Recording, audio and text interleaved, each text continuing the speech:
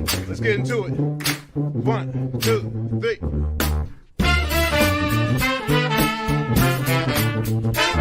Let's get some more. Have your hands. Some more. Let's get some more.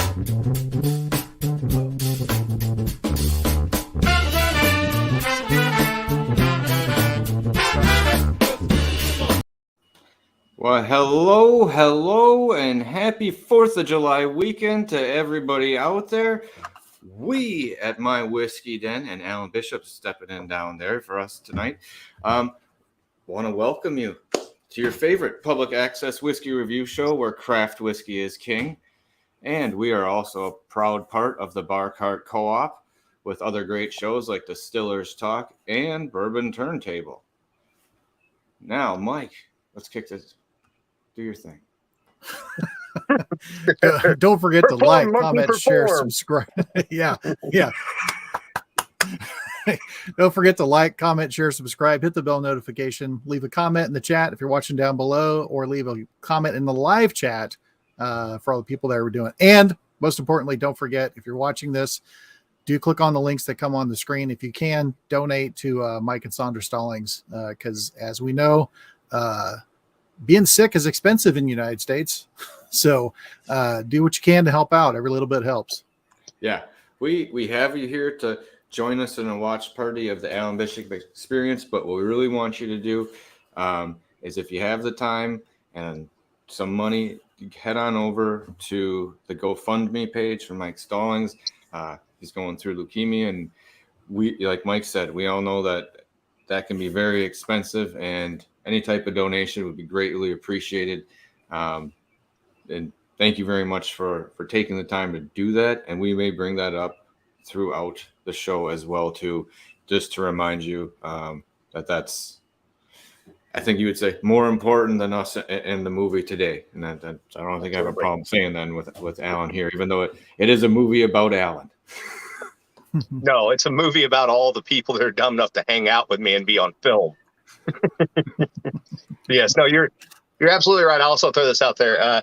Make sure you jump on the Alan Bishop Experience page too. So Bo Cumberland, the director, has got a Etsy shop set up where you can buy shirts and hats and all that stuff. But don't buy that stuff without donating Mike Stallings.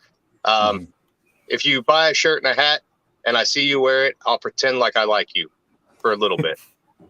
This is actually the YouTube link. If you want to watch the Alan Bishop Experience in the full 1080 glory over on Bo's channel, My Journey Through American Spirits. And like Alan mentioned, there's also the Alan Bishop Experience merch page. So if you do want to purchase something, slide on into here and check out some of the merchandise that's there. So like I said, throughout the movie, I may slide that up and then just so people have a reminder of it. But let's bring it back around. We're going to be previewing, like you said, Bo Cumberland's journey into, well, I thought he was going to get into all the background and yeast and strains and everything, and I'm sure he thought so, but everything turned sideways when he actually met you and got involved, didn't it? It's still in there. It's still in there. It's just he had to wait until I think what happened was he came to the distillery initially to interview me and Julie, and we took it mostly seriously.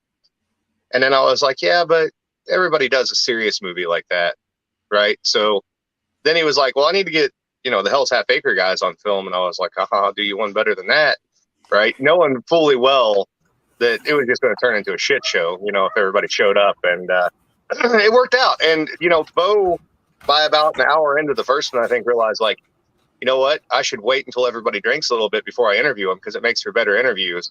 And there's about 82 hours worth of shit that should never see the light of day that came from those two filming experiences. I hope no one in this film has any political aspirations whatsoever, because you're now fucked. You're never getting into office for anything. They won't even let you in as animal control at this point.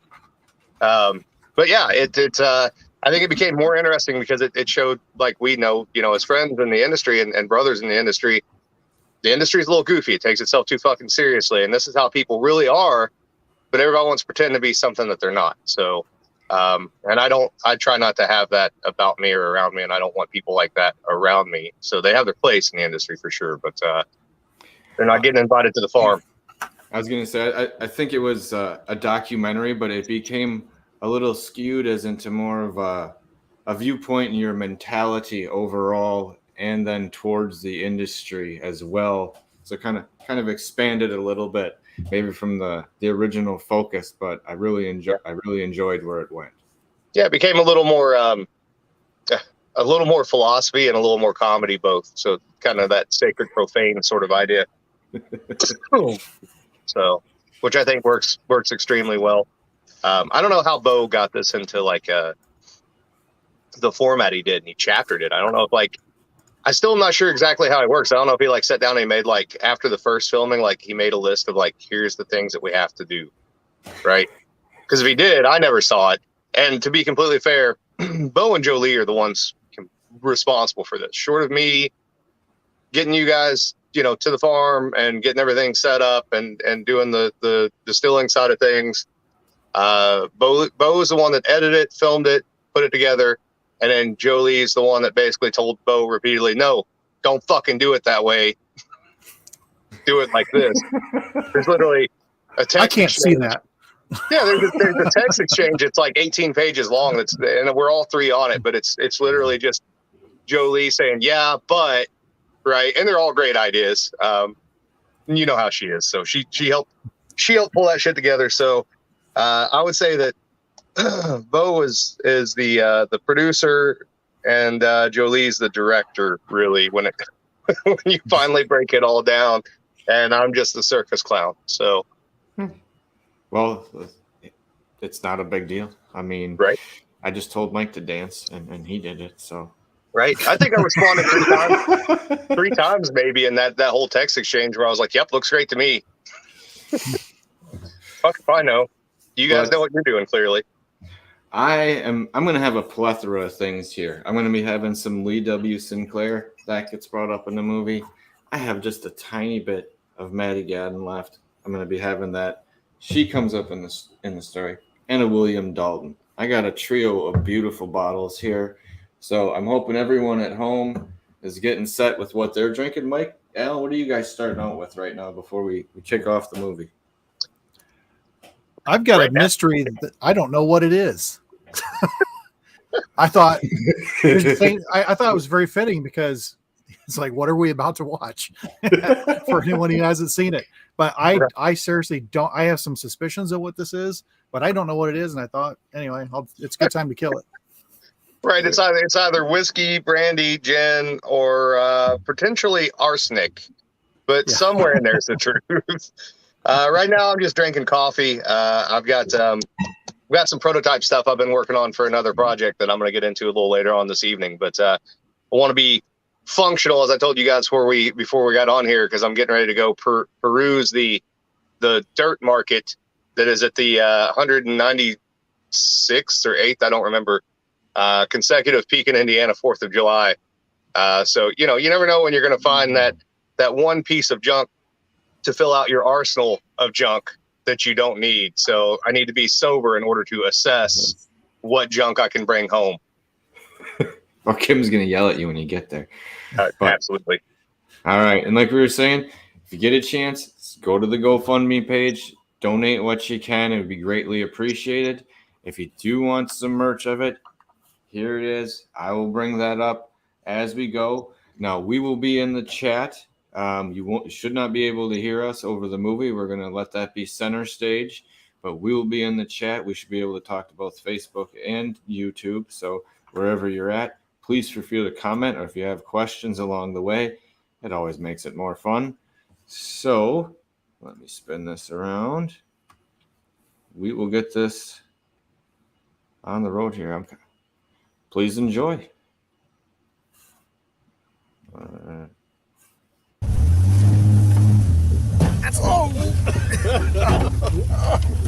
know there's log up here somewhere I can't get across.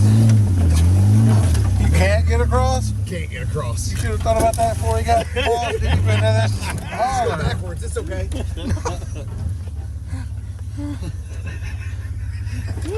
I feel like this might be. There it is. There we go. Oh God. All right. Oh God. I can't see shit. Yeah. I think I'm on the road. Yeah, I don't think you're on the road. And this is how we walk home. Oh God. Where's reverse? Right there.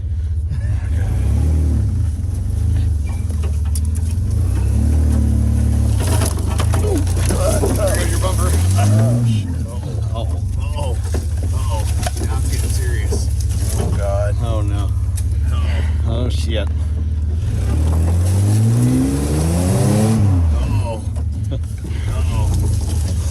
Bo says this is dumb. Why'd we do Why this? did I sign up for this?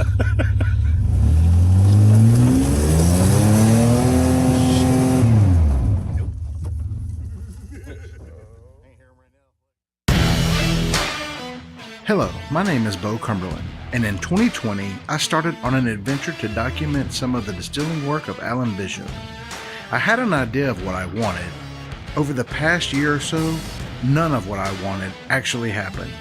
Instead, I was taken on a roller coaster ride of my life with Alan Bishop in control. Like drinking a shot of Malort while drooling over the famous picture of shirtless Hunter Coffee with that badass tattoo covering his bare chest, while Amzie stands next to him trying to figure out the shocker. This ride was way too awesome not to share.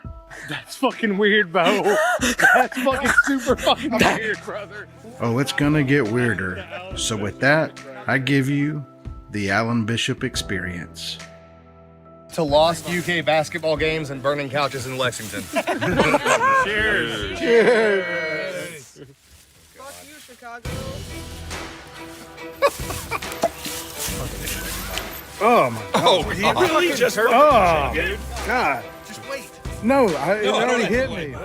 It's 2:35 on a Saturday afternoon in the woods in southern Indiana, and you're drunk as fuck. You're welcome.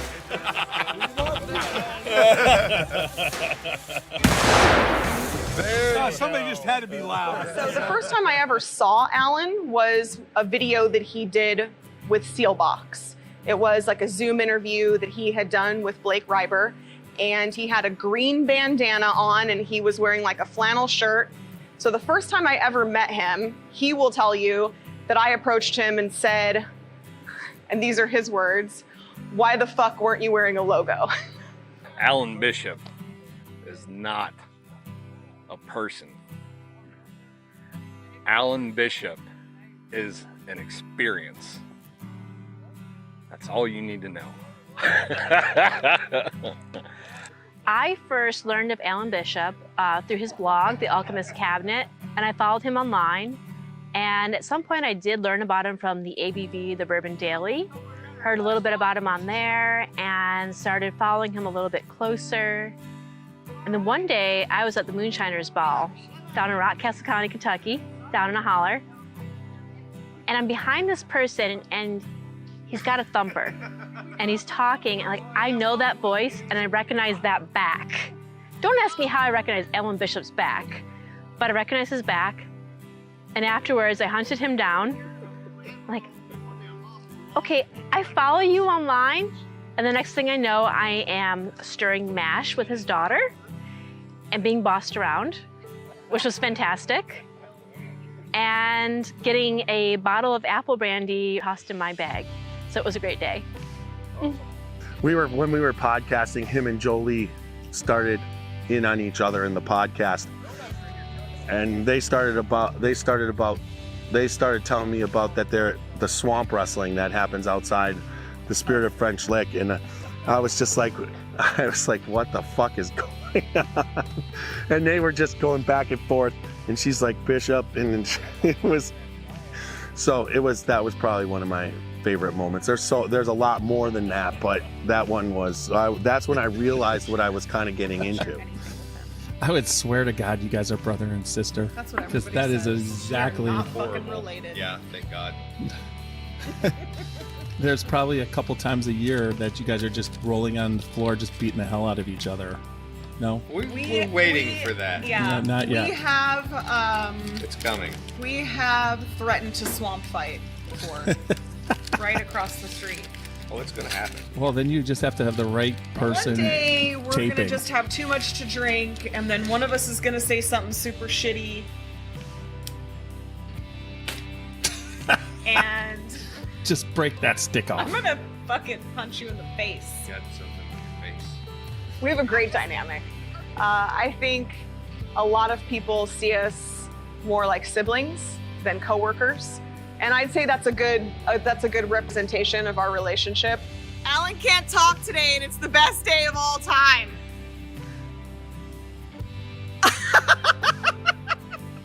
I think a lot of times when people first meet us, they don't really know what to think. Your mom doesn't even love you.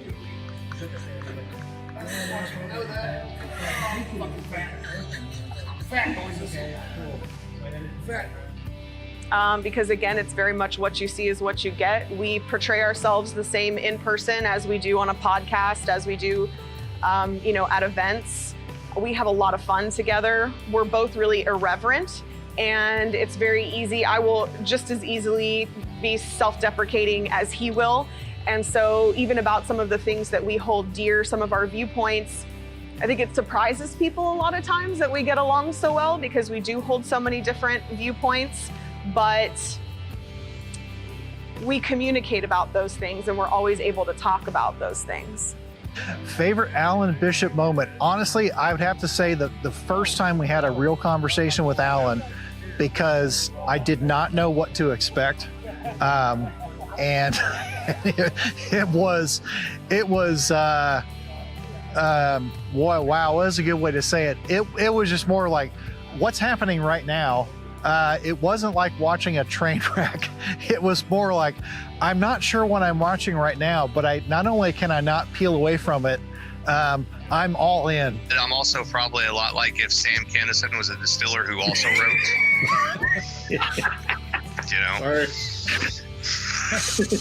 Oh my God. I like Sam Kinison. Right? I do. Yeah, Sam Kinison's awesome. Yeah. It's awesome. Preacher turned comedian. It's amazing. But He's also dead. Just throwing that out there. Listen, you know who lives forever? Assholes, Jolie. Assholes live forever. You're gonna live to be 150, my friend. Alan is one of the more genuine people that I've ever met. He's also, I like to say, has forgotten more about whiskey and distilling than I will ever know. So, every time you talk to him, it's educational in either historical or technical aspect. I'd tried the Lee W. Sinclair, and this was back when it was probably at a 2-year, and had posted on Facebook, hey, I want to sit down and talk with you about this and just dig in deep about what all is going on with this whiskey. And he responded back on Facebook, absolutely, let's do it. And so we set up a time to meet up at French Lick, and I walked in the door and Jolie greeted me like she'd known me her whole life and could not have been a sweeter person. But Alan and I talked about every detail of how he came up with Lee W. Sinclair. And that was how I first met Alan. Known Alan for what he would say to be a great long while. great long while. We met when I was in high school, actually, and we were both in high school, and he's a couple years older than I am, and he approached me, and of course I was bullied when I was in middle school, so I'm like, great. Come to high school, and then I got this big motherfucker over here. He's gonna be my new bully. But You know, he's the only reason why, I'm the only reason why he passed Spanish. One day we was in class and I was sitting right next to him and he just reached over and pulled my desk right over next to his. He was like, help me. Do I have anything else to say about Alan Bishop? Oh, yeah. He's not a good wrestler. I mean, it's just, he's not. After an entire day of Andy and I pushing ourselves, distilling, tasting that, trying the array of bottles on the table, we get to the end of the night and the dude tries to, you know, fireman carry me, pick me up like that. You know, I kind of jump back. I was in wrestling. He ends up having a 3-point stand. It's it. He pops me up. I mean, it is fair. I'm giving away a little weight. So he's got me on his shoulders. But, you know, to quote, you know, little Talladega Nights, you know, little spider monkey climbed along the side. I got off, but I, you know, a little rolled into some chicken shit because I was on the farm. So I lost a little bit, so when we got back to the Christie's hotel room, I had to take my clothes off, kind of change, and get into bed with Mike and Ben. So, I don't know who won. We met in high school, so you can imagine what that was like. We had choir together, and he was, I mean, your typical teenage boy at the time. He was music, and that was pretty much all I really knew of him at the time, and we didn't really get closer or reconnect until after high school. I actually came to a party here with DJ after high school, and I was probably 22 at the time, and you know, hung out, went back to school. I was at school in Bloomington at the time, and we didn't talk for a while. It was the time of MySpace. We reconnected on MySpace, found we had a lot in common, and then it was just, that's history. That's been 16 years ago. So.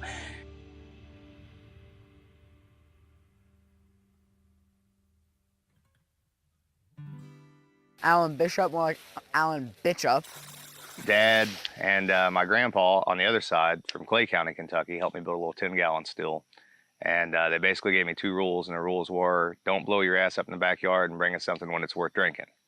And, you know, I don't know if I had the best parents in the world or the worst parents in the world, one way or the other, but they were okay with me doing stuff, but they wanted me to do it here where they could watch me, because they knew that, you know, I was a little bit of a troublemaker / asshole, I guess. So they knew I was going to find stuff one way or the other, and better I do it here where they can see it and watch it than go somewhere else and do it. Me and his grandpa, we helped him make a still. He wanted a still, so we dug at the parts, built him a still, which, look back on now, was probably a death trap when we built it. But it worked. I mean, we could bake cakes on the thumper keg. We used so much flour on them to get the seal, but he started messing with it, and he made a few runs, and it was, kind of crappy. Well, he finally got some made one day, and he come in, and he had a jar of it. He might have got a gallon, a little bit more than that. And it was probably about 100 proof. Well, he brought it in one night. He said, oh, here, you know, I got this made. He said, you said bring it to you when you thought it was done. And I said, okay. So we're sitting there, and he said, you go ahead and take a drink. I said, nah, you take a drink first. He said, no. He said, you said, well, I got it made for you to take a drink. I said, I'll tell you what, we'll both take a drink. So, we're watching Moonshiners, right? So we're pouring us a shot glass of it and pour a glass of it, and it come out pretty good, actually. It had a good taste. It tastes like moonshine. That's when I first really started getting a little bit into distilling, but I wasn't too serious about it. You know, I'd grown up doing mostly brandies and apple brandy and peach brandy, because everybody around here had an apple tree or a peach tree in their yard, and they would just let you come pick the fruit because they didn't want to deal with the damn hornets. So we did that. We did a lot of sugar shine, and then when I started, that's what I was doing, was basically sugar shine, grain and sugar both at the same time. And I think the only differentiation I ever really came up with was throwing oats in, not because I knew to do it, but because I knew they were grain, and I never saw anybody else in the family do it. So it had a good bite to it. It's probably the best I've tasted for a while. For his first effort at it, it was pretty good, considering all the cakes and stuff that he baked out there on that damn thump keg, because, I mean, it would just be covered with cake dough to keep it sealed. Had bungee straps strapped over it, 2 or 3 of it to hold it down. You know, it was just a bomb waiting to happen. What it was. But yeah, that was probably the first that he made that was actually worth drinking. My family has always been involved in distilling to some extent or the other. I don't know for how long. I've never looked that deep into it, but we came up here in the 40s, I believe, on this farm that my grandmother actually bought with money that she made at Fort Knox during World War II. My grandpa was in World War II. They came out of Greensburg, Kentucky, and came up here, started tobacco farming. And growing up, it was tobacco farming and making moonshine. And that's how we basically paid our property taxes for this whole thing, paid for Christmas, etc. So I was always around it. You know, when I was like 3 or 4 years old, I remember being around pot stills and didn't look at it as anything special. It was just another reason why we couldn't go do anything on the weekends.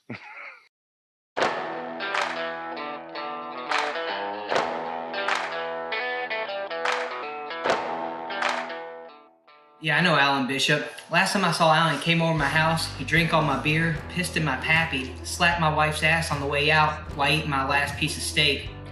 Took my damn dog, too. I miss that dog. One of the first things I'll say about that, something that's kind of been sticking in my craw here lately. I heard another distiller, and I'm not going to say his name, although I could. He said something in a couple interviews recently about no distillery is going to hire a home distiller, right? And that's complete fucking bullshit. And I will tell you as a distiller, I'll hire a home distiller with no scientific background over top of hiring a trained distiller any day of the week. You know why? Because they show passion and love for what they do, right? They want to learn it, even if they don't have the resources and the skills to learn it. You know, if you can make a successful batch of even sugar shine in your backyard without any help from the outside world, you've done something, because it's not easy. None of it's technically easy, especially working with equipment like what you're gonna have at home, right?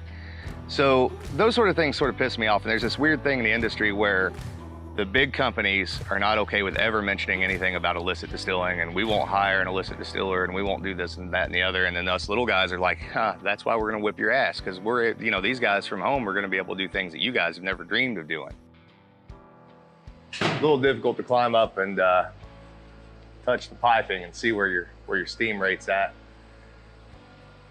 We do a lot of that too, like when I'm training people, we do, you know, mash-ins and stuff, the historic mash-ins. So we just recently did stone beer project that we were working on. And DJ was asking me if we had a thermometer, and you're only going to 145, 150, somewhere right in there, because you're just converting malt is all you're really doing. So I told him, I said, no, we're not going to use a thermometer on this thing, man. We're going to do it by feel. And he goes, what do you mean we're going to do it by feel? Well, stick your finger in there, and if it's hot enough that you can only keep it in there for a second or two, you're exactly where you need to be at. So, and then visual cues and stuff like that too. But, you know, people rely on some of that stuff too much. I think in commercial distillation in particular, people get very tied up in that, you know, and more so probably in the big, you know, distilleries, and you'll see in the little distilleries, everything's programmed. You know, that's still, those low rectification column stills you see in Kentucky, those are, a lot of times they're programmed to make their switches as they go, you know. Very little is done by feel. And that certainly affects the flavor of the whiskey and the brandies and all those things. Got distracted because see, you got a technical fucking issue again over here. The boiler's not working right and the steam cut back. And that's one more thing to go wrong. So, but we should be over here momentarily. And today we're doing a buckwheat bourbon, which is interesting. It's not my favorite, but there's nothing wrong with it. And a lot of people really like it. So you got to make what people like, and you got to make what sells, one way or the other, even sometimes if you don't like it. So just the nature of it. Before I got into the legal side of things, I had built up to a 150-gallon pot still. Old milk tank's what it was, the old stirrator tank. And I was doing the farming thing still at that time, but I'd already, you know, kind of hooked up with Kim, my wife now, obviously, and my name was going around just a little bit too much. Her reaction to that was, all right, so you clearly want to do this distilling thing, and it's your thing, but you also clearly want to be with me and get married one day, so you need to get your shit together and go find a job doing this or I'm gone. It started obviously here, and we call it the Bat Cave. And it was all fun and games until we started getting into, because I mean, we would sit, that would be date nights. We would sit up there, set up the still, drink, hang out, whatever. When we started getting into the larger operations of things, I'm like, okay, we need to take this in a different direction, because we're beyond the slap on the wrist at this point. So let's see what we can do. And he started, you know, we were doing the farm thing, and he started researching different distilleries in Louisville. And that's how he hooked up with Copper and Kings, and I helped him write his resume, and that was pretty much that. But it was, he makes it sound like it was a lot more, I like beat him with a stick or something. I said, no, we just really need to, you know, you're good at this, you're passionate about this, and you could learn a lot if you were in the industry. There's only so much you can do in the woods. There's only so much you can do on the farm. You need to be in a situation where you absorb things well, and you are self-taught in everything that you do. But there's only so much of it that you can learn through the internet, and what you need to be in a situation where you can make something of this, and he has. Well, he told me that's when he was going to work for Copper and Kings, and he told me he had an interview down there, and he was going to it. And I said, well, if you're going to go, I said, take a jar of your moonshine with you. You got something to show them you can do. And he was pretty hyped up about it. He said, I can't believe I got an interview to go to and stuff. So he went down there and he interviewed for it, and he took a jar of it with him, and Joe took a drink of it, and he said, that's not bad for, you know, moonshine. He said, I've not really drunk it much, but he said, that's pretty good. He said, you did that on your own now? I said, yeah. He said, kind of self-taught myself. He said, with help my dad and my papa and stuff. So that's how he got into it. He got a job there at Copper and Kings doing brandy and stuff. So Copper and Kings was scary because there's a lot of equipment that I'm not familiar with. There's a lot of methodology that I'm not necessarily familiar with, not to mention that the raw material itself was something I wasn't familiar with. You know, we're dealing with French grape varietals. That's stuff that I don't get a hold of in Southern Indiana, you know. You didn't call up your neighbor and go pick up some damn Muscat grapes down the road. You know, it just didn't happen. So that was really a worry. And the worry was, all right, so I've ran a 150-gallon pot at one point in time. Started off on a 10-gallon is what I started off on. But I've run a 150-gallon pot. This is 1,000 gallons. There's a whole lot more to mess up on 1,000 gallons. And this raw material is not cheap. You know, these grapes are coming in from California. The juice is coming in from California. It's not cheap. And the truth of the matter is, they just let us go. They just said, here's the distillery. Go figure it the fuck out, you know? So it wasn't just scary the first day. It was scary the first 6 months, on top of the culture shock that comes with being in the industry and realizing that it all works the way that it does, and it's a lot more crooked than the illicit industry ever was towards me, in my opinion. I've seen more completely on the face of it crooked shit in the legal industry than I ever have on the illicit side of things. You got it? Give me that fucking brownie. I'll kill for my brownie. You get away with my brownie. I'll kill. Give me the brownie. Give me the brownie. Give me the brownie. Give me my brownie. What am I doing? I'll kill you. Woo. Woo, bitch. I always told him, you know, he ever got somewhere where he could hire me, I'd really appreciate having a job. So he always kept telling me, you know, he said, Dad, I'm going to get you a job one of these days. I'm going to get you a job. And when he came over here, I started part-time. They had part-time spots, so I'd work on Saturdays and stuff for them, and I really enjoyed that. I had fun doing it. And then back last year, before I come to work here, I messed my shoulder up. I had to tear my rotator cuff and had it repaired.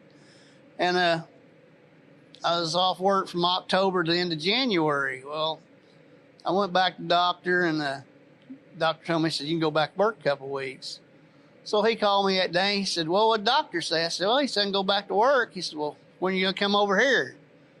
I said, I didn't know you had any insurance or nothing yet. He said, give me 2 weeks. He said, we'll see what happens. So went 2 weeks, and he called me about a week and a half later. He said, I got you insurance. When you want to start? And I said, well, give him 2 weeks notice and I'll be there. And to me, coming over here was just like having a weight lifted off my shoulders.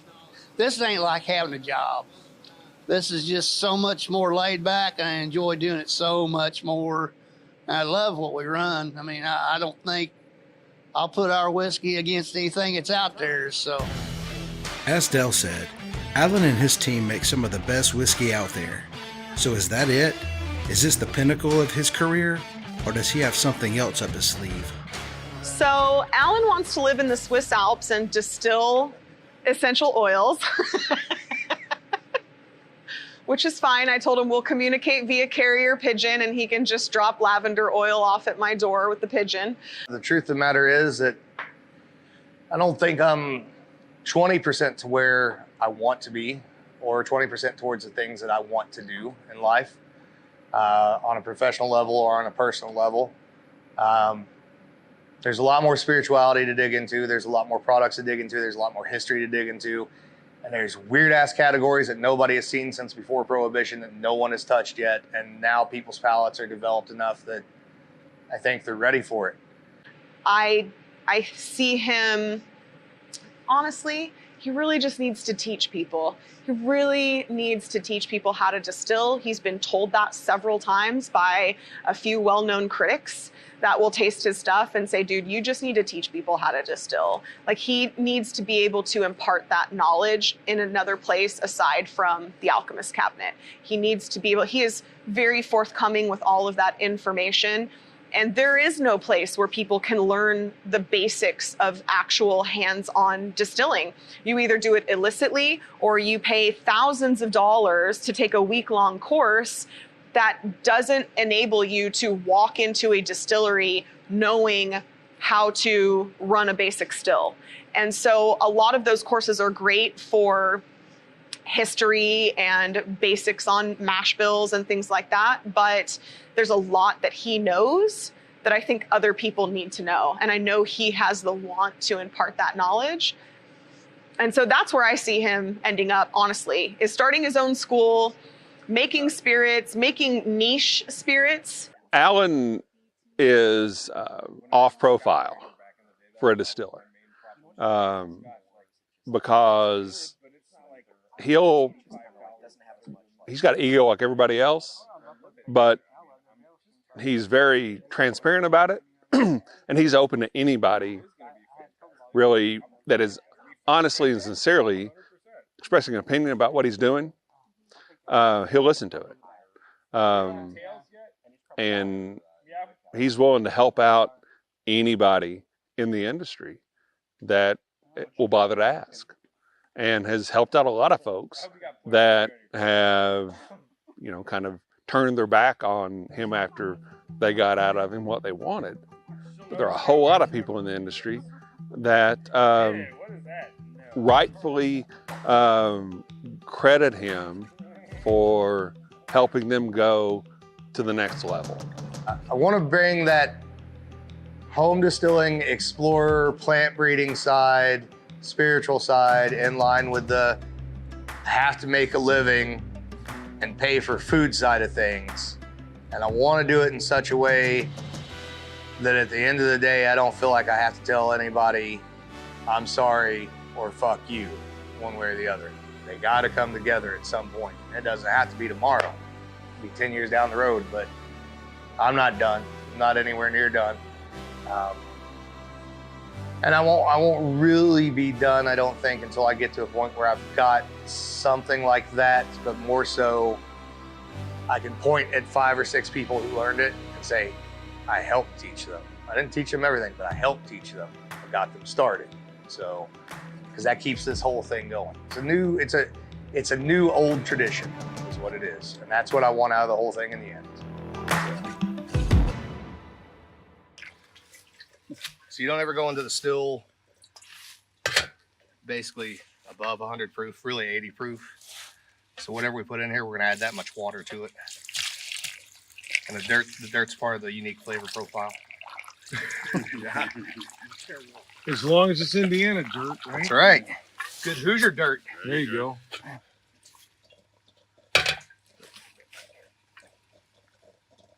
Uh-oh. We may not have enough water. We may have to dig that out a little more. It's okay. There's a deeper hole down there. You might go down, yeah, or where you put it over there, you could just. Right. Yeah, we may have to move it down there.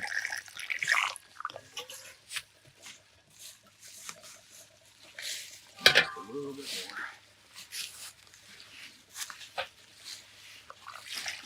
So you ran it through once and then added the fruit to it while it.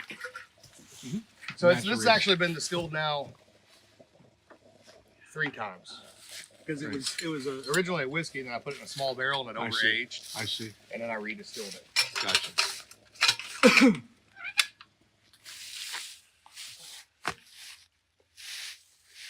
See if we can't get a squirrel drunk today. Anybody want an apple? There you go. There's your breakfast. Alan Bishop, more like Elaine Bishop.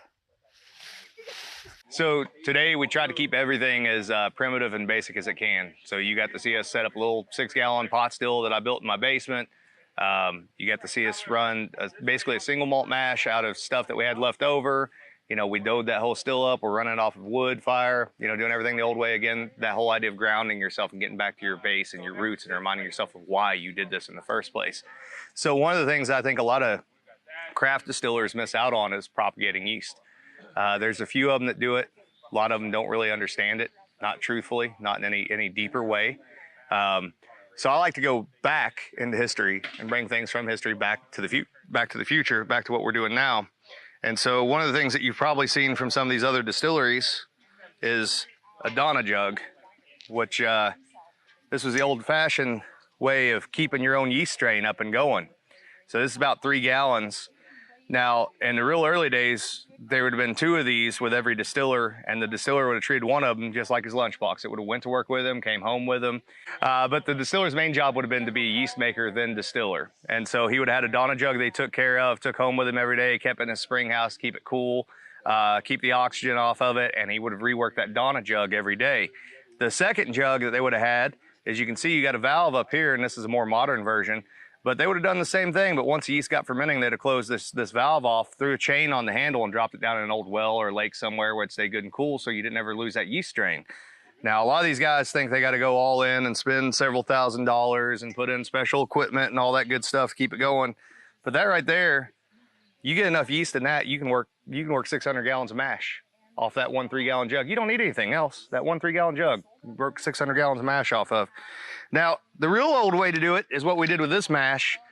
This is something that I bet maybe you'll have a couple brewers that'll see this, and they might know what I'm talking about, but I bet there ain't not a distiller out there short of maybe Todd Leopold that knows what the hell this is. So this is what's called a yeast log, and this is the start of the start. So way back when, long before distilled spirits, when people were making beer, wine, mead, and all that stuff, yeast was obviously always important. And when you got a good strain that made the style of spirit or drink that you wanted to hold on to it. Now, it ain't really easy to keep a liquid culture going because you got to rework it every couple of days or it goes dry. There ain't no viable yeast in it. So what they do is they cut a piece off of a tree, and when the mash got up and going or the wine got up and going, they would either run this through the dredges or they'd float it on the top, and the yeast will get in there. What'll happen is it starts eating on the wood sugars. You hang this up in your rafters somewhere in the air and let it dry, and that thing is full of whatever yeast strain that you want to use. And you can throw this right here and guarantee it, the 10-gallon mash, and it'll be going in 24 hours. And that's the old way that they kept yeast going. A whole lot easier to trade. You don't have to really dry it down or anything other than dry it on the wood itself. Trade it back and forth. The more that wood breaks open, you can see there's a little crack in there, the more yeast it'll actually hold because of the surface area. So if you want to go back to the Norwegian days, the German days, probably back to Babylon, this is what they were using to propagate their yeast. You know, no more complicated than that. You know, and if I can do that, anybody can. And for sure, in the past, there were a lot of people with a lot less knowledge than what we have access to. They knew how this worked, and they knew that they had to have that yeast, and they had to propagate it and keep it going in order to keep their product going, in order to be able to provide those doorways and those paths for people into something different, into that spirituality. So that's all the way back to the beginning right there. What does that mean? So the rows are how this tiny little hubler right here grows on the stalk. Okay. Does it grow in 2 rows or does it grow in 6? So imagine a stalk with 1, 2, 3, 4, 5, 6 rows growing on it versus 1, 2. Okay. What would That's be the all I'm difference? talking about. So the difference is the amount of alpha amylase per pound you can get from this barley. So obviously if it grows in 2 rows rather than 6, you're just going to get more by volume. Okay. But you're also getting a different concentration per row. My passion for like distilled spirits started 17 years ago. I took a tour of Jack Daniel's distillery and came home going, you know what? I'm going to get into whiskey because the whole process just enraptured me. And I knew from that moment then that this is ultimately going to progress to me getting into distilling at some point. And so I started learning everything I can, exploring the spirits. I got into taking miniature barrels and doing aging and finishing projects. And it was all just trying to build knowledge to get to, okay, now I'm comfortable with, let's take it to its very core, to its heart, and that's actually distilling. And so that's kind of how I got there. The best way I could explain it is the stuff I see on the shelves. It's like my son. Like, you know, it's something I took pride in, and I've not felt that way in anything else I've ever done. And it's just an incredible experience to see something you work so hard for just gone. And that's the only way I could really explain it. How I got started in distilling was by a begrudging Alan looking for some help when I first showed up to the distillery. But he took me under pretty well, which was good. Yeah, it took me under his wing. I think one of the coolest things about like doing what I do and stuff like this, other than the distilling part, is having tours come in, and then it'd be a group from somewhere, and then another group would come in, and then they start talking. Then you always find common ground, and I don't have to say shit anymore. They're just sitting there talking for the next 30 minutes, drinking bourbon. And it's really cool that they can bond. This place brought them together and they can make a bond. I've seen them end up going out to dinner and stuff before. It's really cool to make connections like that and see people make other connections with other people that's coming in. Just kind of the power of bourbon. So this, for me, even though it's a pain in the ass, and this is a small still, we ran much larger stills at demonstrations and things like that too in the past. This is a way of getting back in touch with those roots, those alchemical roots. Because when you're in a distillery, you know, you're in a very industrial situation, one way or the other, right? And you're surrounded by 4 walls. I don't care how many windows you have. If you're a true distiller, you wish the still was outside. You wish that you were out in the sunshine or the rain or whatever and experiencing the whole thing. And so while I love doing that for a living, it can be a little soul draining, right? And we're also talking about alchemy. You know, every time you make a product, you're putting a little bit of yourself into it and you're losing a little bit of yourself. This is my way of getting that little piece of myself back and reminding myself, knocking myself down. You know, this may or may not work today. We don't know. You got here and we were setting it up and I was like, shit, I grabbed the wrong pot still. I grabbed the wrong head. I grabbed the wrong worm. So we're going to make it up as we go and see what happens. You know, this mash is a mash I've never run before. And it'll only be run one time. This is it. And when you guys leave today, you're all going to take some of it with you because it's a little remembrance of what happened here today. But it's a way to humble myself and bring myself back down to earth and remind myself of why I do these things. And it's a little bit of an ego killer because sometimes it doesn't fucking work. So, if you know Alan at all, you know he refers to himself as an alchemist. But what exactly does that mean? That's a big part of distilling. The difference between an alchemist and a distiller, and this is like collective social memory loss stuff, right? These are things that people don't think about and things that they don't understand. People see distilling as it's a commodity thing, and maybe on the best end of the commodity they say it's an art. And that's true, but distilling itself is 2 things to me in particular, and I think to most historic early distillers it was 2 things. It's agricultural, then more than that it's spiritual.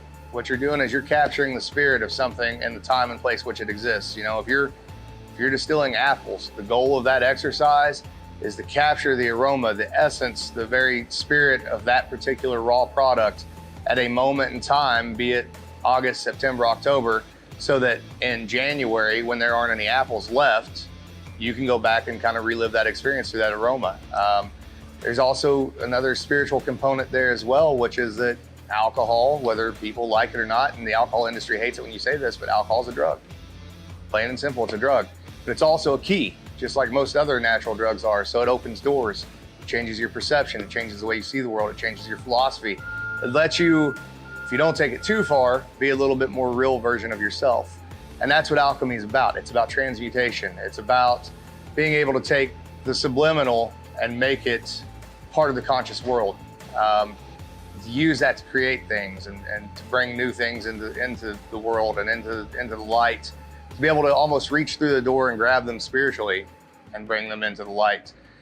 To me, there's a spiritual aspect to distilling, and there's also an artistic expression, and that for me is ultimately what it's about. It's about getting out what's in here, the creativity, just the passion, and even a spiritual connection with taking just the very things that are grown and transforming that into something that we can all enjoy in a different way.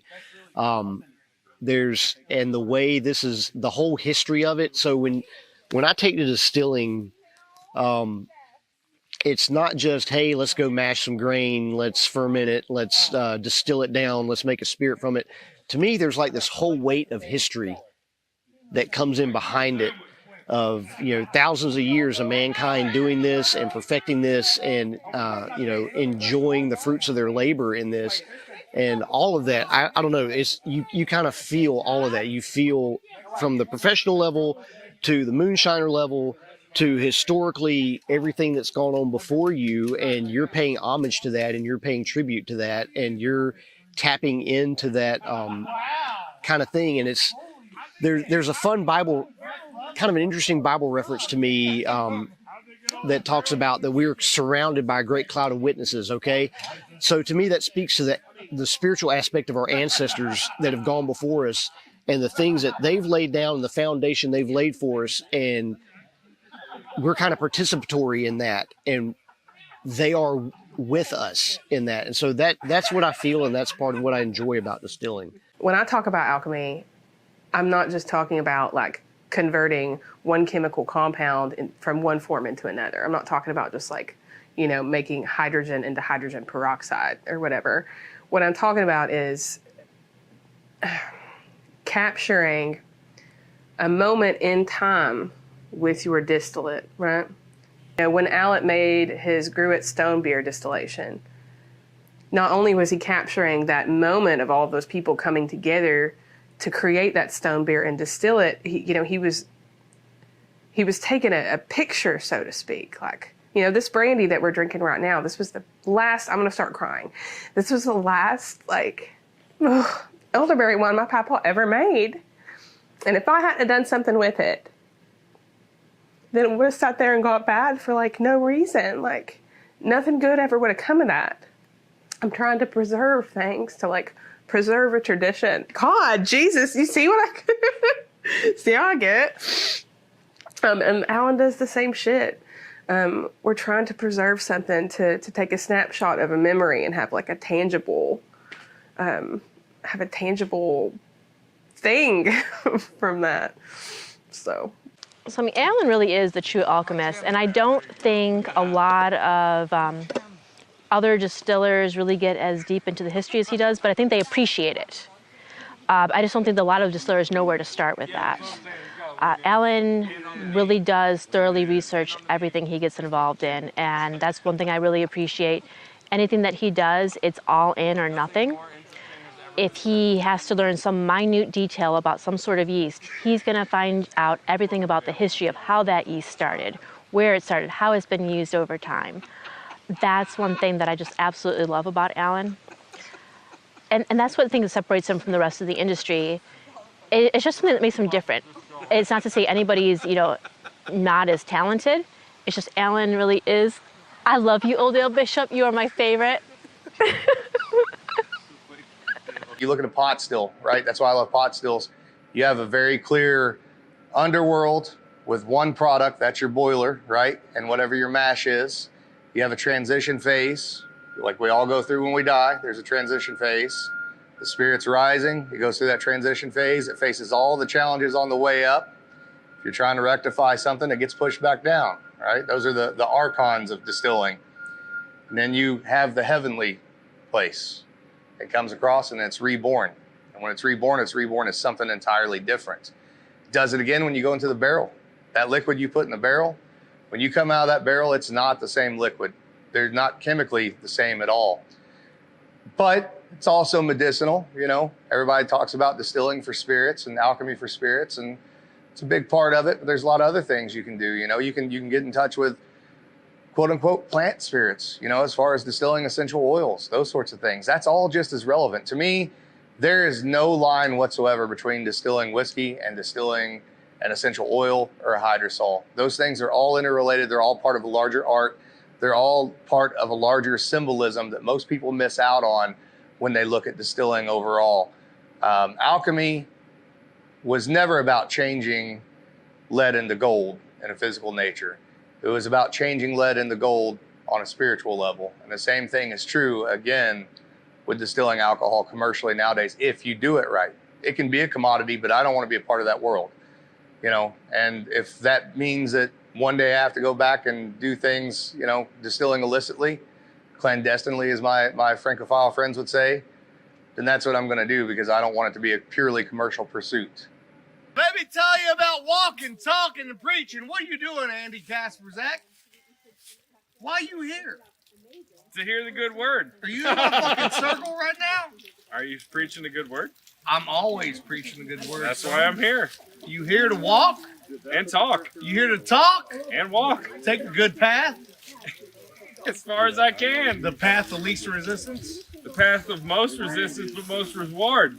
Can I get an amen? Amen. Amen, brothers and sisters. Can I get an amen? Amen. You go, Brother Ray.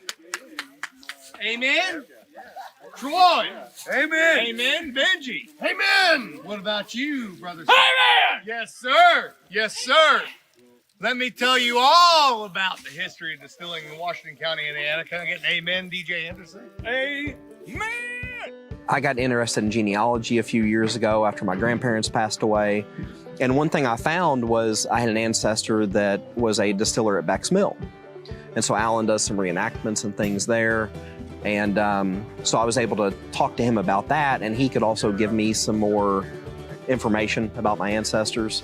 And then it turns out another ancestor settled Oregon Springs, not far from Beck's Mill, and they were distillers there too, had a distillery there as well. So that's kind of how I got to know Alan, was through our mutual interest in the distilling history of Southern Indiana. Part of that is, you know, I mentioned my family's all from Kentucky, and so I'm the first real Hoosier in my family, and I proudly claim that term, although I'm pretty sure there are people here in Pekin who be like, you're not a Hoosier, you've not been here for 3 or 4 generations, right?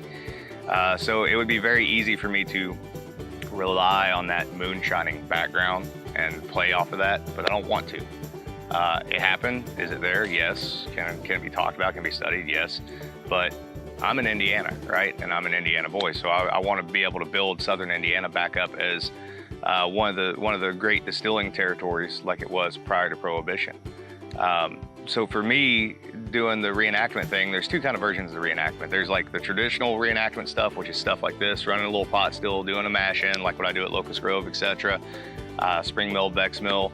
And then there's Hell's Half Acre, which is really trying to get the history out in an entertaining way, right? It's like pro wrestling is really what it is, more than anything else, because it's goofy, but it makes you pay attention. So around here, nobody knows that distilling history, and nobody wants to listen to a dry ass lecture about that distilling history. You know, they'll show up, they'll watch a mash in for a few minutes, go, oh yeah, that's cool, whatever. I saw it on Moonshiners. I don't have to, you know, I don't have to stick around for this. But if you have black powder pistols and about 10 or 15 really drunk friends trying to prevent you from getting that history out, and you're blowing shit up and you're setting stuff on fire and you have all kinds of crazy stories about very scandalous history in Southern Indiana, especially in a context where, you know, the distilling industry here was destroyed completely by Prohibition. And so nobody knows that history, and there are no writers here writing about that history. There's no Mike Beach, there's no Fred Minnick, there's none of those guys here writing about any of that. So I'm the only one. But in order to get the general public's attention, you have to do those kind of goofy things. And it's a lot of damn fun too. You know, I mean, who doesn't want to Who doesn't want to dress up in reenactment clothes and set shit on fire and blow stuff up? Now, back in the day, down in Borden, Indiana, you wanted a drink. You went down to the Blind Tiger. And those of you that know Borden, Indiana, you can ask Jerry Kellum about this one. He'll tell you all about it. You walked into the Blind Tiger, you put your money down on a Lazy Susan. They spun that Lazy Susan around. Oh, easy! They spun that Lazy Susan around, and here come the finest liquor you ever tasted in your life. Short of mine, that is. Now, up on top of old Daisy Hill. God help us! There's a gentleman. God ain't gonna help you, old man. He sold milk for a living. He had an old hollow tree down the road. And in that old hollow tree, you leave a little bit of money, you come back an hour later, gallon of the finest damn liquor you ever tasted in your life. It's kind of a family tradition now as we got doing it. I mean, it's just, he first started it and he was doing it Old Settlers days. Him and a couple guys started doing it, and he kept telling me I needed to come up and do it. Well, I finally went up and helped him one weekend. It's kind of, I got hooked after that. It was just part of it. And we play off each other pretty good.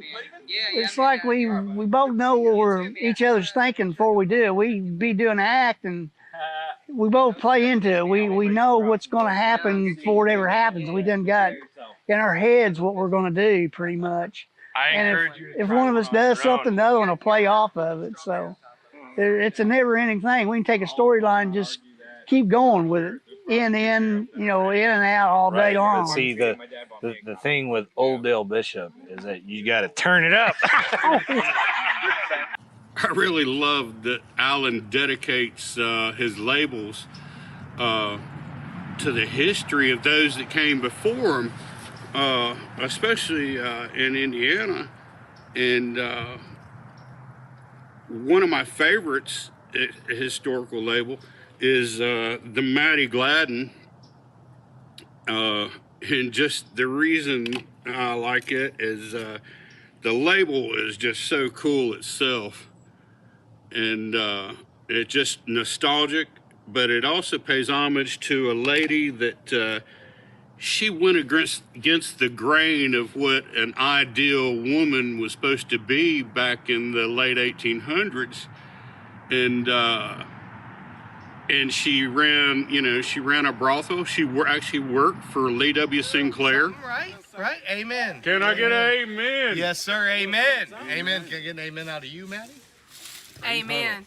Maybe I did service the men of the night because I am a woman of the night, but I only did what God asked of me, and God asked me to provide for men, and by God, that's what I done. Actually, it was my two boys got into it before I did. Alan was doing a skit on a distiller that his parent, the kid's parents, got busted with moonshine, and we were doing a skit on that where the kid had to testify against his parents over in Orange County. That's how I got into it, and I was just kind of being an extra prop back in the audience, making different noises and scaring people, and just having a good time along with them. You get to drink a little bit, you start feeling things, you start feeling what you need to do. I used to be part of the Junior Historical Society in the county before they shut it down. And I was up at the Historical Society up there, and these guys, Alan, his dad Dale, and Barry, who's no longer a member of the group, were up there giving some kind of performance. I don't know what all they were doing. Basically, they were shooting off guns. They threw a fake skunk in on us with a stink bomb in it. And then basically I said something about making some noise. Alan got to talking with my mom, and then he had her bring me up here. It just kind of went from there. And then we ended up getting involved with, they were already performing in the 4th. They brought me in on that. My basic thing was to run out and say the revenuers were coming. They originally wanted me to be part of them, but I didn't want to be a snitch. To wives and girlfriends, may they never meet. Cheers. Cheers. Fuck you. When it comes to history, it's not all fun and games with Alan. Here he talks about two special people and why he named products after them. I'm from here in Washington County, Indiana. So of course, you know, Spirits of French Lick focuses on the local history of the 6-county region we call the Black Forest of Indiana. For me, it's very important to pay tribute to the history of not only distilling, but the history of the culture of the area. So I knew that at one point in time, I wanted to name a bourbon whiskey after a woman of historical note. And I knew that if I was going to do that, I wanted to be big and bold about it. So I wanted it to be something that would hold up to, you know, the palates of very particular, you know, high rye bourbon drinkers, rye whiskey drinkers, etc. So the story of Maddie Gladden fit that style of whiskey extremely well. The story of her background, where she came from, having worked for Lee Sinclair, who we also named a whiskey after, having went to Chattanooga and Nashville as an independent woman, set up brothels in Chattanooga and Nashville, built herself up, came to Salem, Indiana, built this beautiful Queen Anne style house in Salem, Indiana on Main Street, and had the fortitude to run a brothel here on Main Street in little conservative Indiana. You couldn't pick a better story to name a bourbon after. You know, it's not even for us. It's not even marketing. It's actually a tribute. That's the way that we look at it, and that's the way that we hope customers look at it. We're not just trying to sell you something. We're trying to tell you a story. We're trying to maintain a narrative that makes sense for everything that we do, and everything that we do is far more imbued with meaning than just simply creating a product for the masses. So that story fit what we were doing extremely well, I thought. So.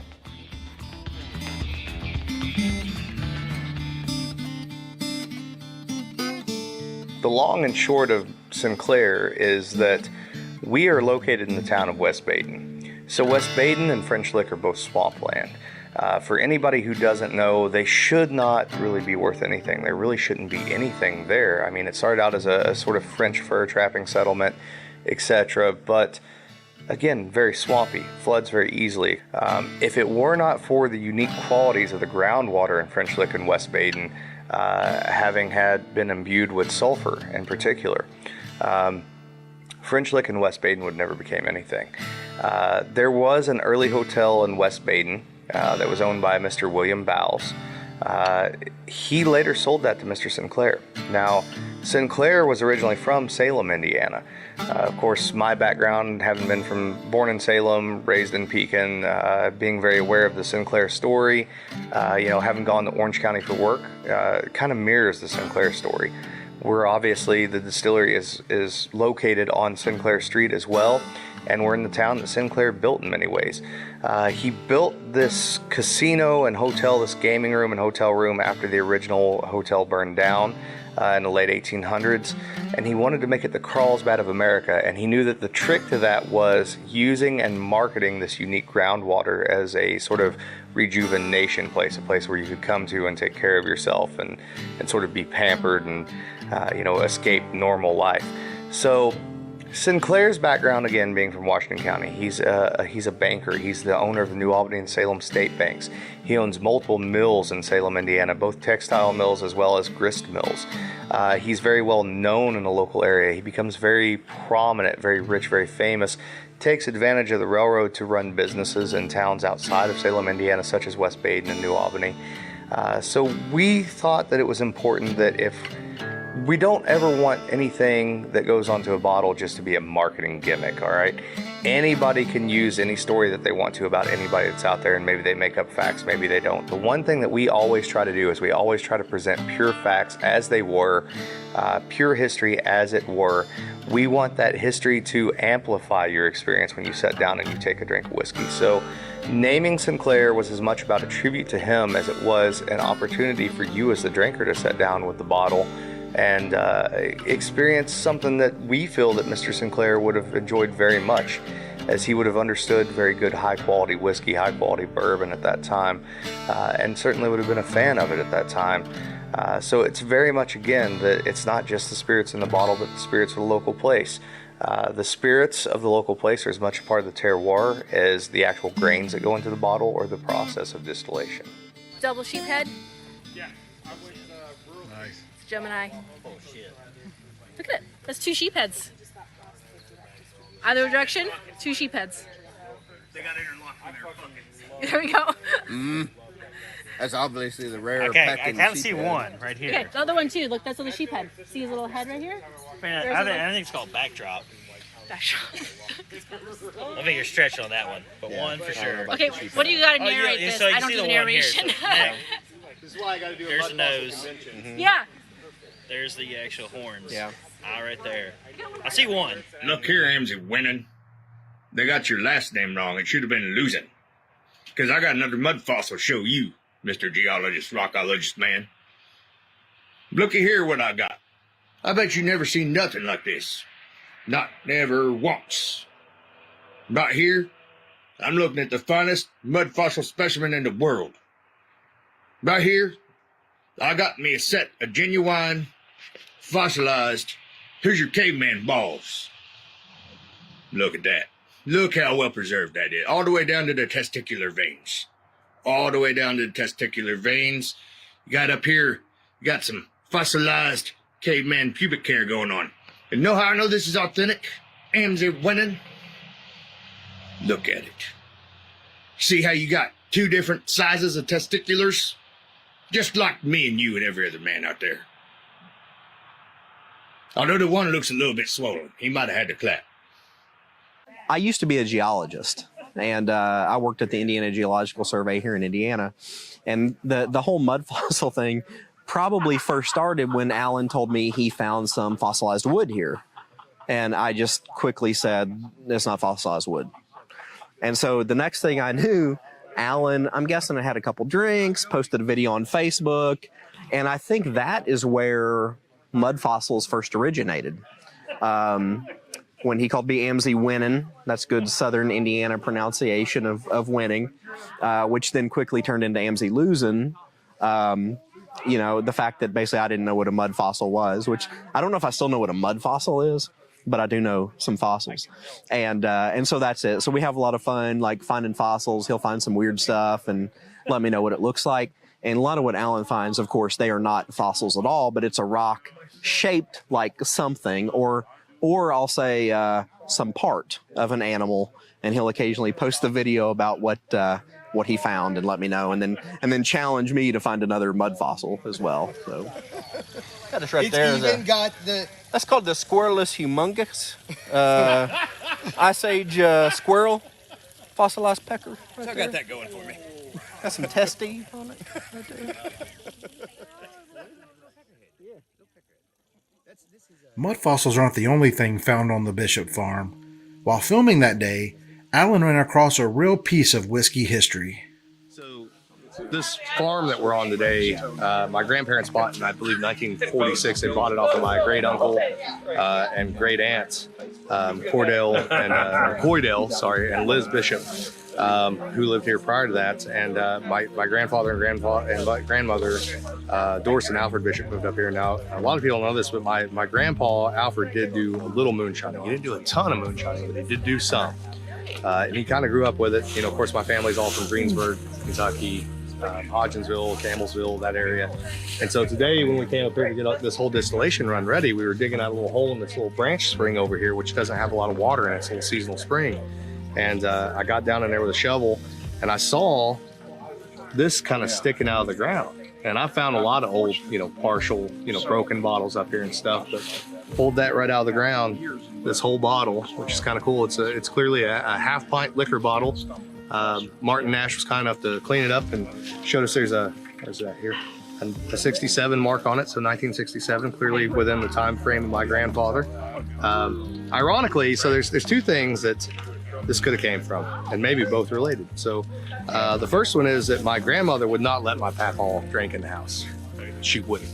He liked to drink, and his two drinks of choice were either Yellowstone or Old Crow. He grew up in Greene County, Kentucky again, so that's what he was familiar with, right? So we found old Yellowstone bottles up in the crooks of trees and stuff out here in the woods, and Old Crow bottles, etc. The other thing that this could have been is maybe he drank this pint and threw it in the creek, or maybe he had a little still site down here on this little branch. He maybe saved this little bottle to catch some of the spirits into. It was a very good possibility. I don't know, but I am uniquely impressed that there ain't a crack in that bottle, there ain't a chip in that bottle, and somehow that motherfucker filled up with dirt over the years. I don't know how the fuck I'm gonna get that out of there. And then We also had this weird thing happen today where this fucking strange redheaded child just kind of showed up on the farm. Just randomly.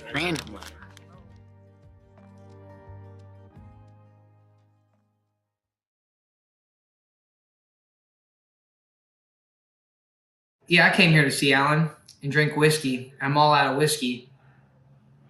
Time to go kick his ass.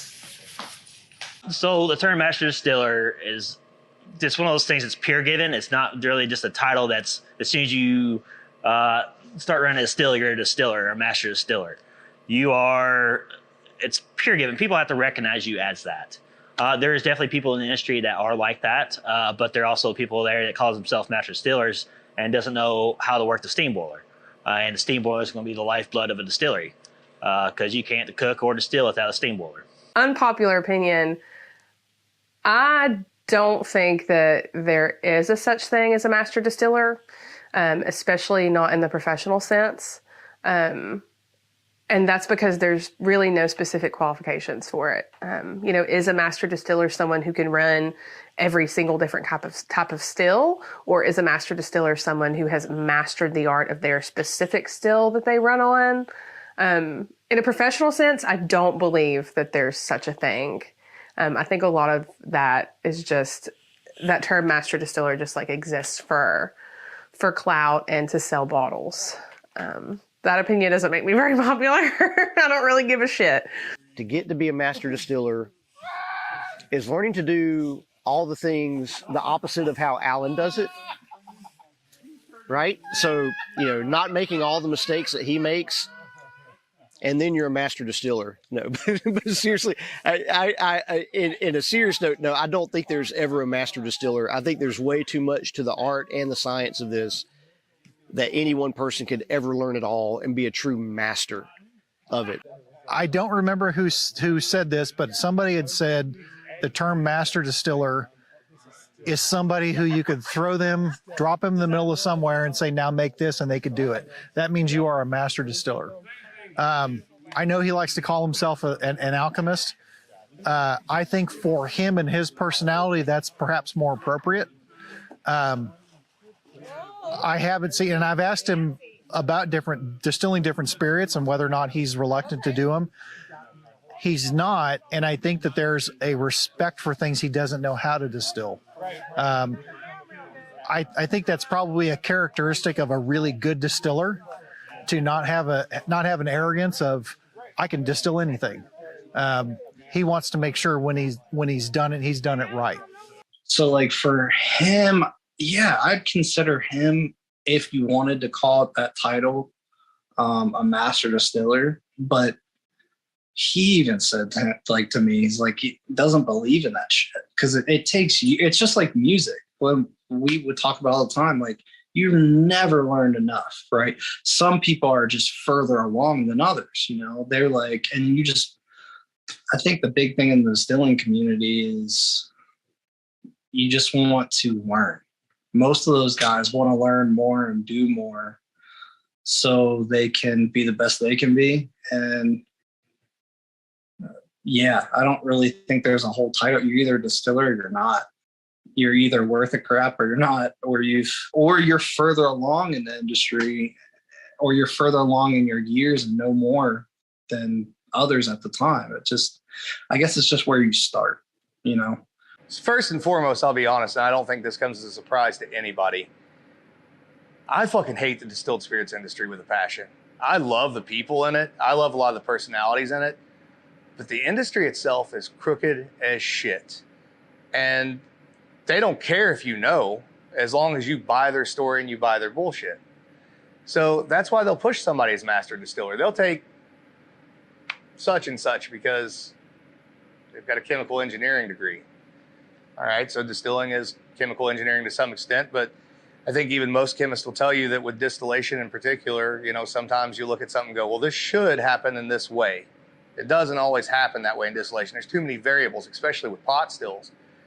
We'll take this person because they've got a pretty face or they're well dressed. Or we'll make up a story about how their family has done this or that or the other for however long they've done it. they don't have any practical experience. You know, you take somebody out of a distilling class, out of some of these new distilling classes and certifications, they don't really have any hands-on experience. They might have a little bit, but they've not been in the situations they're going to be in the field. I think the master distiller, what it really takes to be a master distiller is knowing all your equipment inside and out. If something goes down, you can fix it. You can take it apart, put it back together. You know it inside and out, and you can keep the distillery running. Even if it's limping, you can keep it running. And actually then making cuts. I mean, cuts is a big thing. You got a lot of people that distill and they don't know shit from shinola on heads and tails and want to cut. They will run off a certain amount and they'll call it good or do temperature cuts. That's not really, you can do it that way, but it's not the best way to do it. The closest one I think that is a master distiller would be Alan. I mean, everyone else is pretty much one-trick ponies. He actually does a little bit of everything, and I respect him for that. And he's very knowledgeable on that. Oh yeah, I'm ready to spill the fucking tea here, and you can put this on. You can put this on. Most master fucking distillers, who are this is why I'm like specifically talking about professional. Like I know master distillers, and some of them are coworkers that I work with who just get the pay of an assistant distiller, and some of them, you know, are people like Alan, you know, but some of them are people who just like get hired on to specific distilleries as the master distiller, and they don't know how to run a fucking still. And I know this is fact, and like I can't drop names and throw people under the bus, but a lot of the master distillers that I know of, especially in Kentucky, they don't run fucking stills. They don't know how to run a still. Their still could be barfing and they wouldn't even know how to identify it.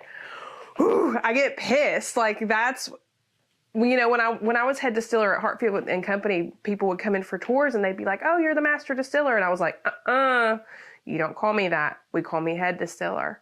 There's just something about that really rubs me the wrong way, man. Would I consider Alan a master distiller?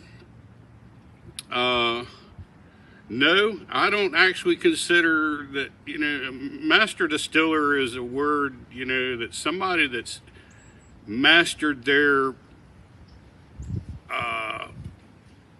product or their, you know, whatever they're doing.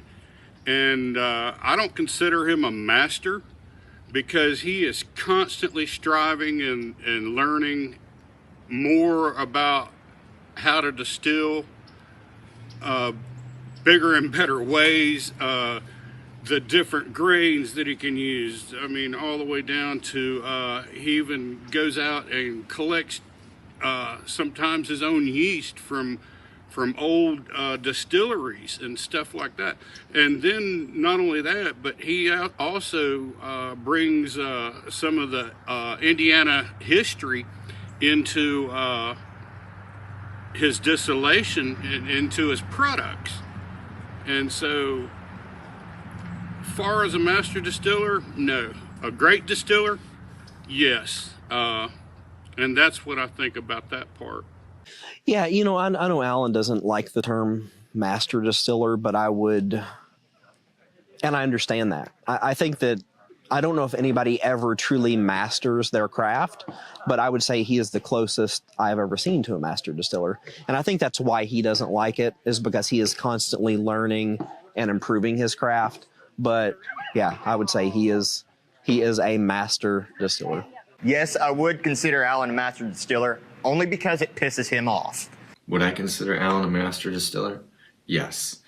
It's the attention to detail that he pays at every step along the way is how he makes consistently high quality products that are really unique. Okay, so you start with the grain. He probably bred the grain that he's using so that he can get a unique profile.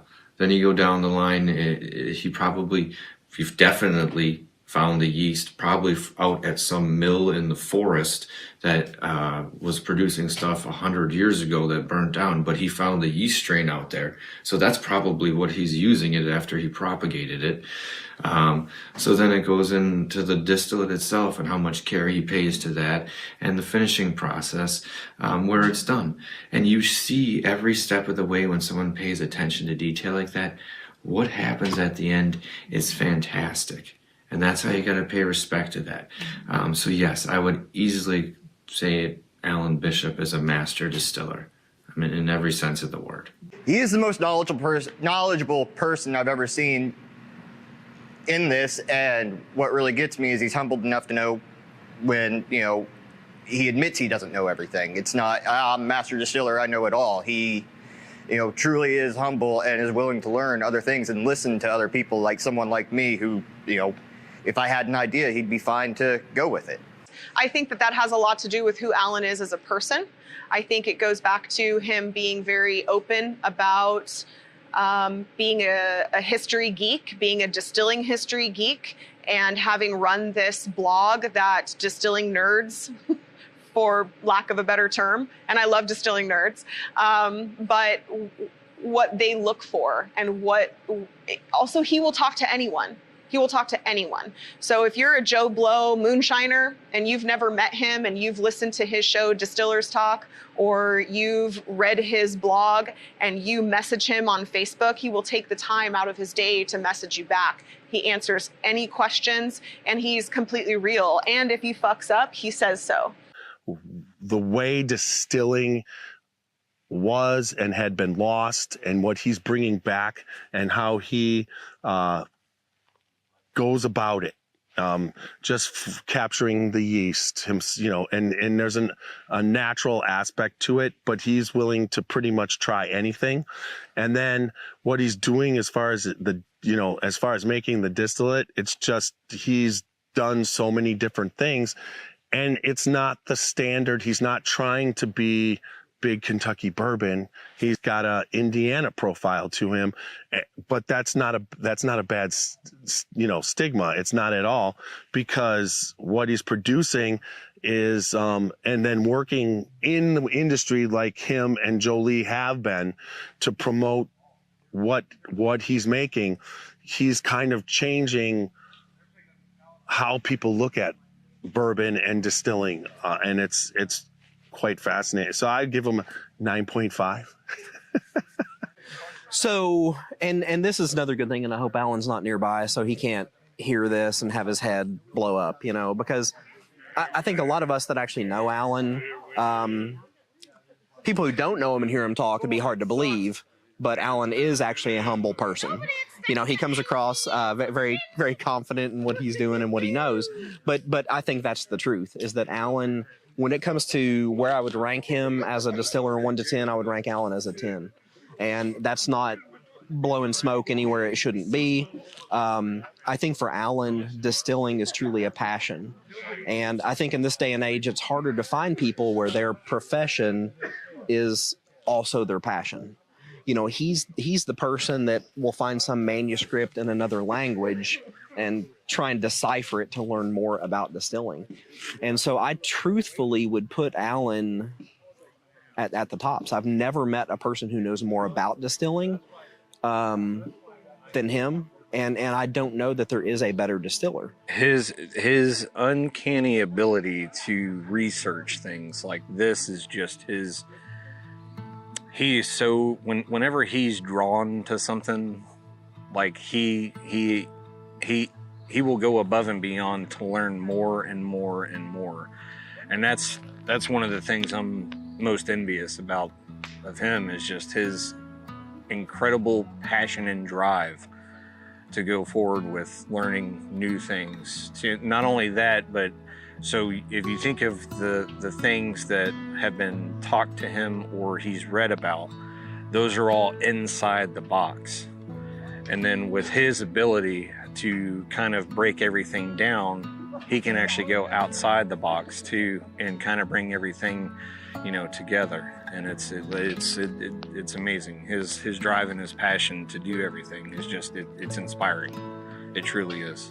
I think you can take the big famous names in distilling and yeah, they can make a good bourbon. And especially some of the older ones, the master distillers. But now I think a lot of it has become more and more computerized and automated. But Alan, he's one that you could hand him any rudimentary still and tell him to distill a brandy, an absinthe, a gin, a bourbon, a whatever, and he's going to know how to do it.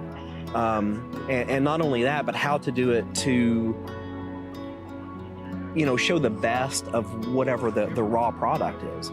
If it's an apple, to make an apple brandy, he's going to know how you treat that in distilling to make the best apple brandy you can. If it's a corn whiskey, he's going to know what you do to show that corn and what it can provide more than anybody else. And that's something that truthfully and honestly, I rank him above anybody I have ever met or really even heard about. Well, he says he's not a master distiller because he says a master distiller should be able to distill anything on any type of thing. I don't know that he's a master distiller, but he's as close as you're probably going to get. Because there's nothing that he's not going to do that he's not going to do to perfection. If he can't do it perfection, he's going to keep on doing it until he does get it right. So I don't think there's too many other distillers out there that's going to do that. That's one of the things I've learned from Alan. Yeah, not doing things. If he tells me here's how I distill this, then I try to do it the opposite way to make sure I'm doing it right. No, Alan Bishop is not a master distiller. Alan Bishop is an alchemist. If I ever get to the point where I'm calling myself master distiller, somebody just needs to damn shoot me or get me out of the industry, and I don't know what I'm gonna do. I'm just gonna go dig ditches for a living or something because I got nothing left to contribute. So. He's the other Scotchy bourbon boy. Proud of you. That's what. I am absolutely hornswoggled by the amount of people that actually like hanging out with Alan. We was out back, and there's a clearing on the property that's back towards the back corner, and we was all having kind of a howl at the moon kind of night, and there was a lot of drinking, and Alan built a fire, and he just all of a sudden just starts getting naked, just butt naked, and he looks at the fire and he was like, "We are sentient beings. We do not need clothes." Meanwhile, his dick is like fucking a foot away from flame. So then he proceeds to just jump over this great big bonfire, and then he slips, and then there's a great big old mud hole just right there. And me being the good friend that I am,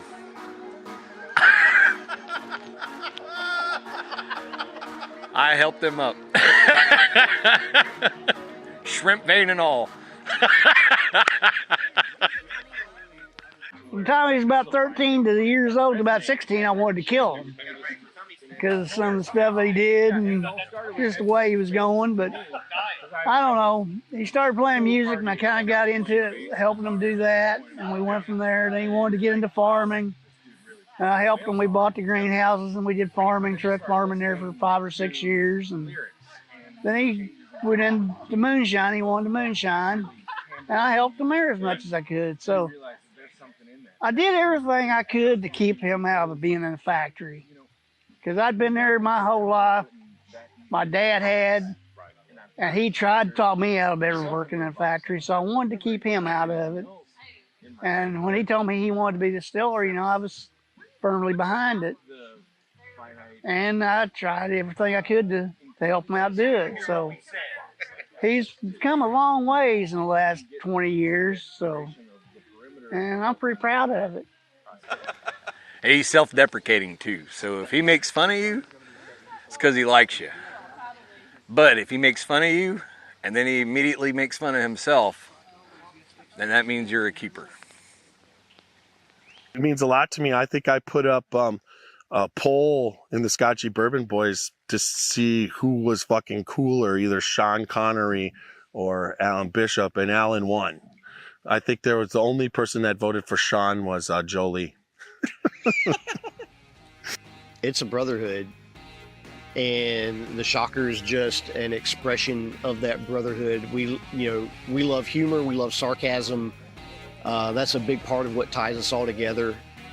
This group has been and when I say brotherhood, I mean they're family.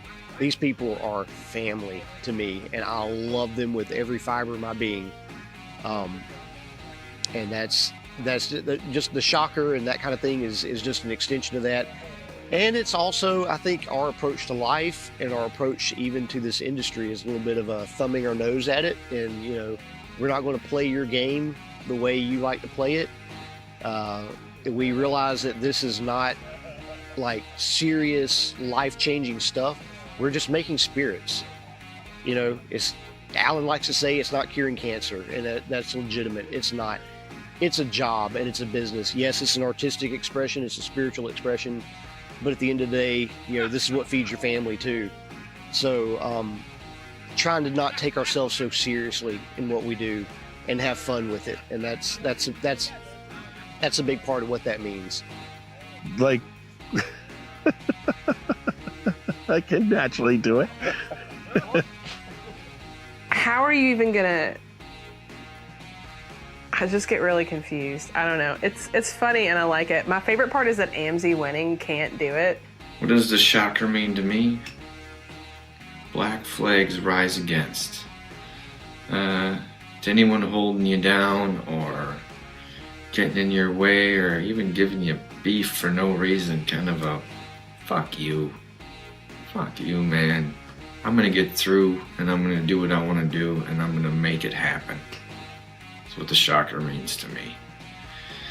It also means there's a lot of brothers out there.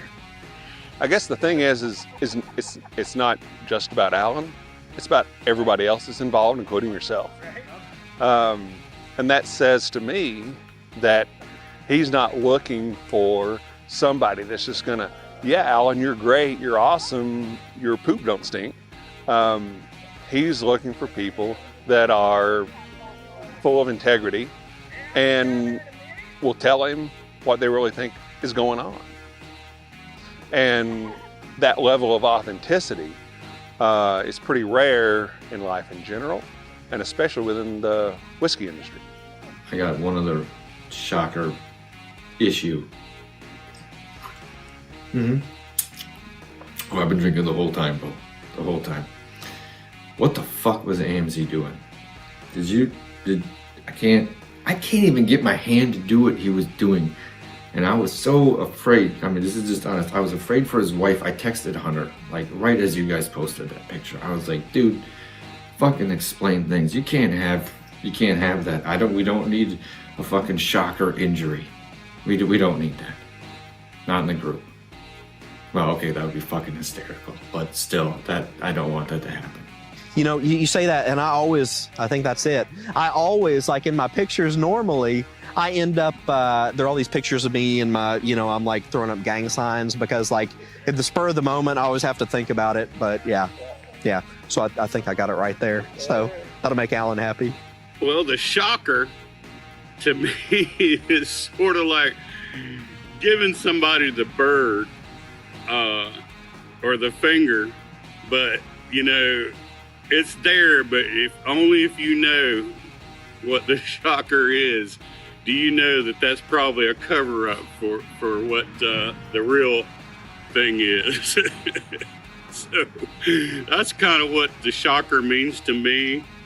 And other than that, it's probably, I mean, you know, like back in the 60s and stuff, like the peace sign, and like the 80s was like, you know, rockin', you know, was sort of something like that. But to me, the shocker sort of means that, yeah, it's you're giving somebody the bird, but they really just don't know it.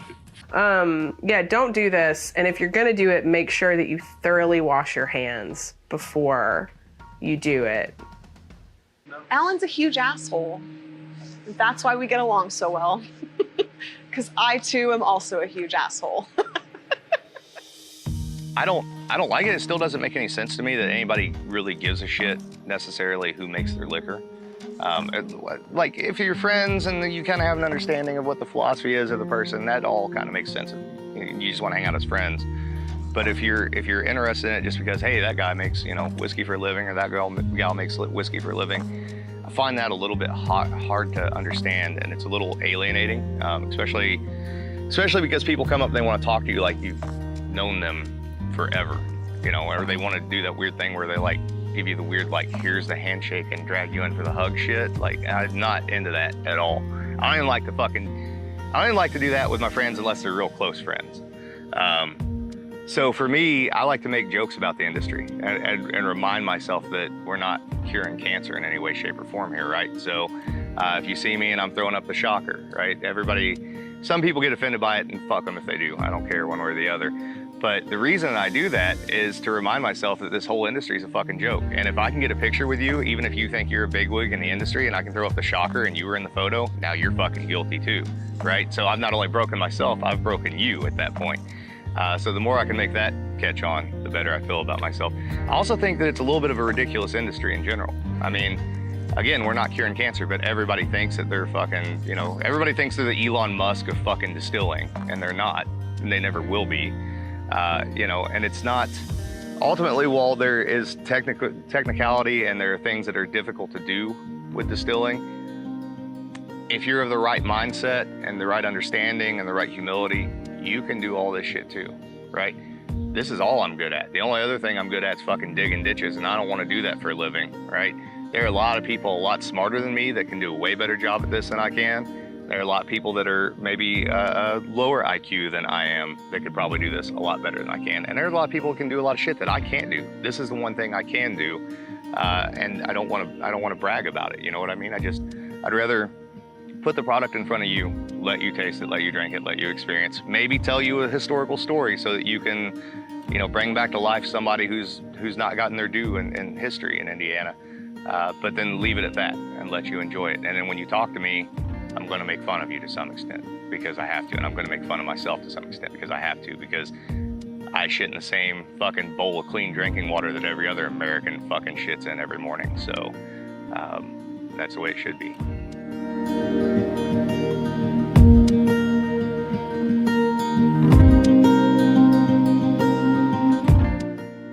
He never checks his fucking schedule. So okay, here we go. I have a calendar set up. Here we go. I have a calendar set up for Mr. Bishop. It is a Google Calendar. It can sync with his telephone. Alan Bishop never checks his calendar or any of the Zoom invites I send him. So or voicemail. So every Monday, I get a question. What do we have this week? Check your calendar, Alan. I love you. No, it has a good taste. I just licked the bathroom floor. Oh my God. Just wait. Let it settle in. It's got chopper. I think I found something worse than art. This is. I'm drinking art back glass.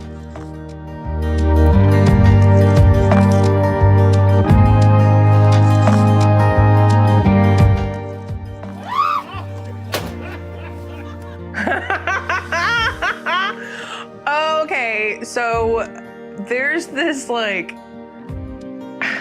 people are like, Alan's an asshole, and Alan's like, I'm an asshole. And I never understood why they called him an asshole until he pushed me out of a porta potty when the door was open and everybody saw my snatch.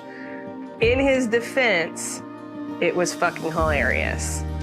And also, he called me later that night and he was like, Kelly, I'm so sorry. I don't even know why I did that. And I was like, you're a fucking pussy. No, I wasn't. I was like, dude, it's like not a big deal. It was really funny. And it's not like I got covered in poop.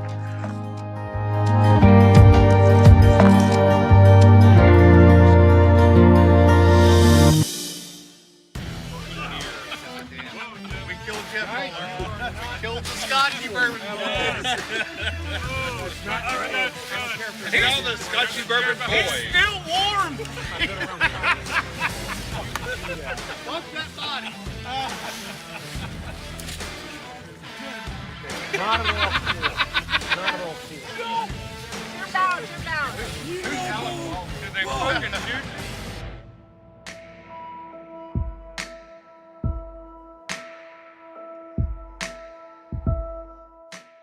2 weeks ago.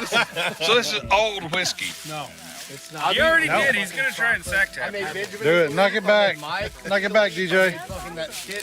It's not Malort. No, it's really good. I know. I still have the taste of Malort in the back of my throat. I don't know if it's poisonous or not. Yummy. I might die today. Wait, are you telling me you need people to leave? No. Eat a leaf. So, No, I ain't eating a leaf. why is this coming back to me? Because you need to drink some more. Listen, this is not fucking Donnie Benton, and I'm just fucking cutting in fucking line in your little documentary, Bo. All right, I love It's a Donnie. thing. No, it's not a goddamn thing. It's not a goddamn thing. Maybe if Donnie Benton was drinking 90 proof, Alan Bishop's drinking 110 proof fucking John Bowman fucking whiskey. No, fuck you, Bo. Documentary, Bo. Fuck you, Bo. Do it. Do it for your fans. Documentary. A documentary. Do it for your fans. Hey, got no documentary, Bo. No nose. All right. Hey, look, Alan can make it go from there to there. Yeah, I You can. think you can? No. Do it. Do it. Alan. Alan. Alan. Alan. Alan. You're an asshole. Alan. Of all these people, you're an asshole. Alan. He's like, man, he's the quietest guy there. He's doing production. You ready? I'm gonna drink all this. You ready? Do it, Alan. Don't do anything that will hurt you. Yeah.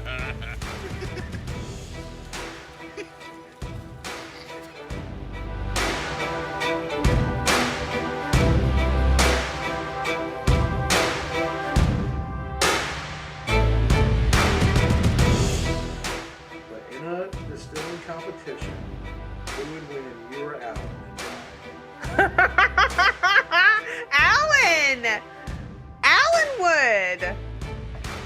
Alan would! I mean, I was on a distilling competition and I called him for advice. Like, Alan would fucking win. I mean, it depends. No, Alan would fucking win. See, I don't know.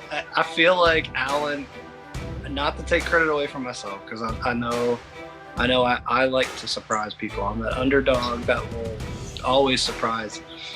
But I think Alan, I don't know what Alan would say. I think Alan would win because he's got he's more wise. He's like the old wizard that just knows. But I'm like that young sorcerer that always sometimes surprises. So, you know, we actually might be sitting there comparing and be like, oh shit, this is actually really good. But I think, for me, I think Alan would win. I'll beat his fucking ass. I mean, I've already outdone his banana brandy. Come on, man, bananas Foster, shit's awesome. No, Alan.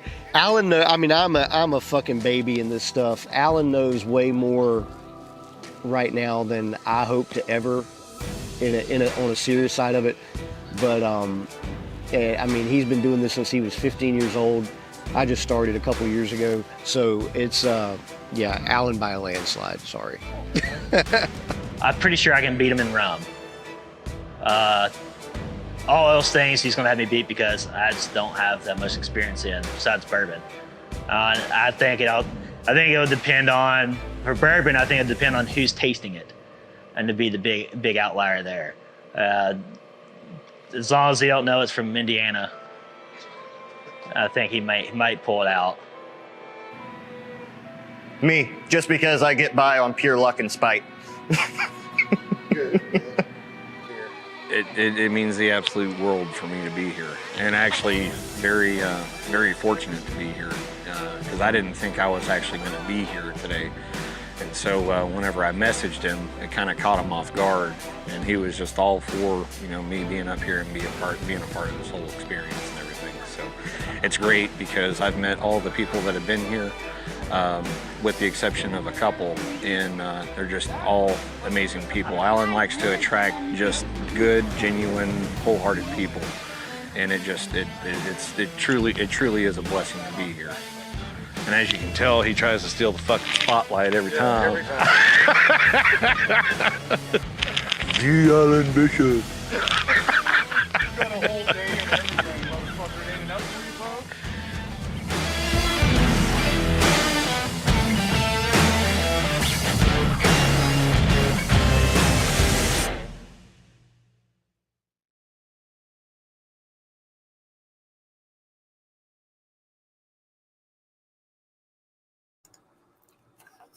You're muted, Ben or Pat. You're muted.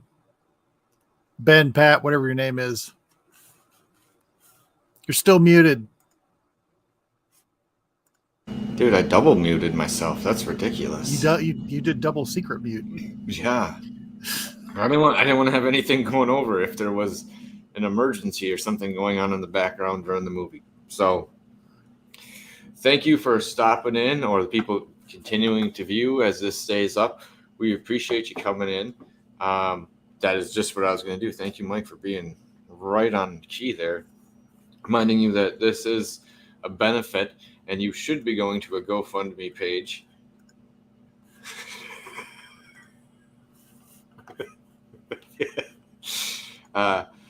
For Mike, so that you can help him and his wife through this trying time. Remember to do something good on the holiday weekend. We appreciate you doing that. If you do want any merchandise from the show, Bo's got a little website, so you can go right here and pick some up. Be greatly appreciated for him, because he spent a lot of time editing in this. Like he said, there was a lot of hours kind of on the cutting room floor, from what I understand. And I believe it, because I got handed a list of like 20 some questions. And since I wasn't at that filming when he was there, I started doing a couple. And then any person who films knows that you don't like the first couple takes. So then it gets elongated. And then I think I hit the stage where Bo kind of wanted to hit people like that first little bit after you start getting a buzz and you get that little bit of honesty and your lips open up like this much more than what they might. But I was going to say, I think he captured a lot of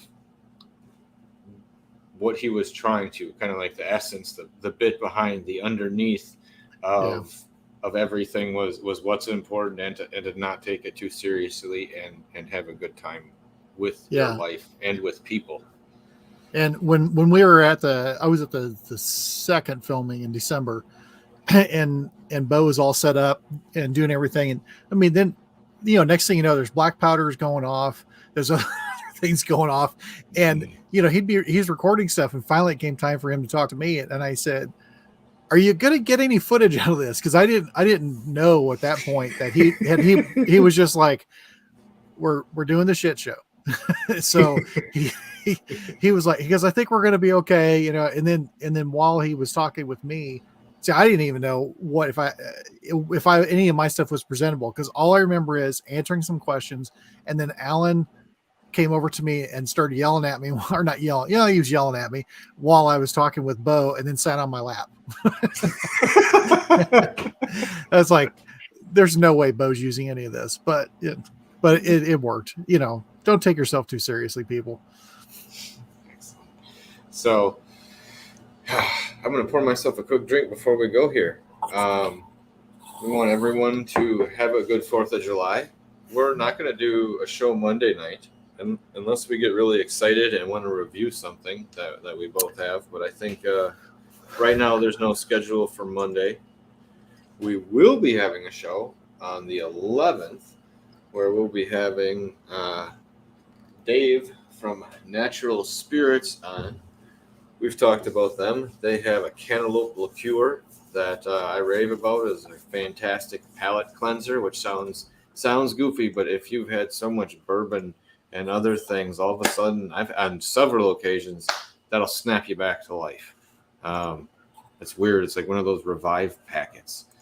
But besides that, they do have several other different liqueurs that are equally tasty.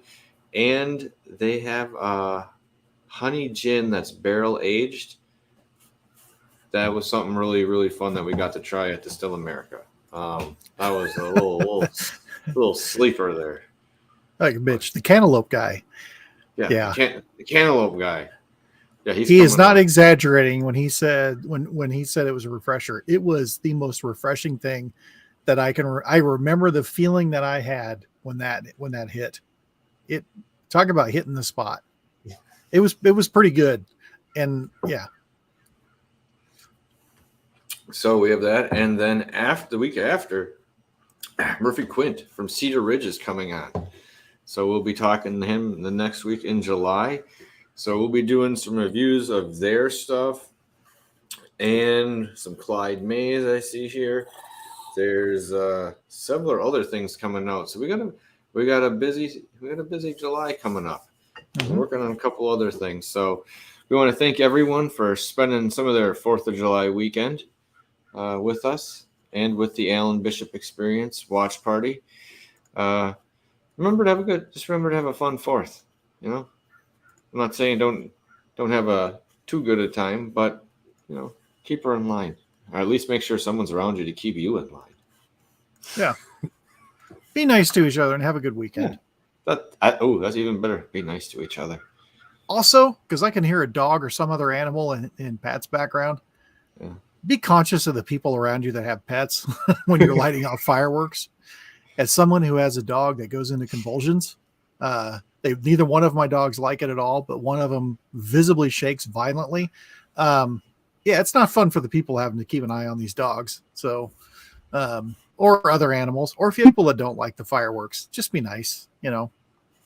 Yeah. If you're going to do the big ones, go over to, no, don't do that. I was going to say, just go over to someone else's neighborhood. Well, just kidding. That's not a good answer. Go to when you're lighting off bottle rockets, go to the rich neighborhood. and implicate someone you don't like, light from their area, like in front of their house, and then take off. Sorry. Now that I've started some 4th of July fun, I think it's about time to go. Well, you give me a couple hours to drink, so I had a few in the middle of there.